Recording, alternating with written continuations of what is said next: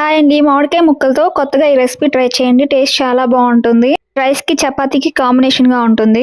ముందుగా కట్ చేసుకున్న మామిడికాయ ముక్కల్లో ఉప్పు వేసుకొని మొత్తం బాగా మిక్స్ చేసుకోవాలి. నెక్స్ట్ ఒక పాన్ తీసుకొని అందులో ఒక టీ స్పూన్ ఆయిల్ తీసుకొని ముందుగా మినపగుండ్లని వేయించుకోవాలి. నెక్స్ట్ ఇందులో బియ్యము, మెంతులు వేసుకొని వేయించుకున్న తర్వాత ఒక నిమిషము ఇందులోనే ధనియాలు కూడా వేసుకొని వేయించుకోవాలి. ఆ తర్వాత 3 ఎండుమిరపకాయలు తీసుకొని వేయించుకోవాలి. ఫైనల్‌గా ఎండు కొబ్బరిని వేసుకొని 2 నిమిషాలు ఉంచి స్టవ్ ఆఫ్ చేసుకొని ఇవన్నీ ఆరిపోయిన తర్వాత మిక్సీ జార్‌లోకి తీసుకొని వాటర్ యాడ్ చేసుకొని ప్యూరీ లాగా పట్టుకోవాలి.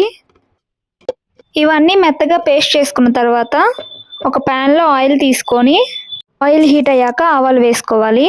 మనం ముందుగా ఉప్పు వేసి కలిపి పెట్టుకొని 10 నిమిషాలు పక్కన పెట్టుకున్న మామిడికాయ ముక్కల్ని ఇందులో వేసుకోవాలి.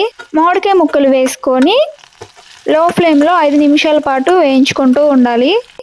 ఇలా కలర్ చేంజ్ అయ్యేంత వరకు వేయించుకున్న తర్వాత మనం ముందుగా ప్రిపేర్ చేసుకున్న గ్రేవీని ఇందులో వేసుకోవాలి.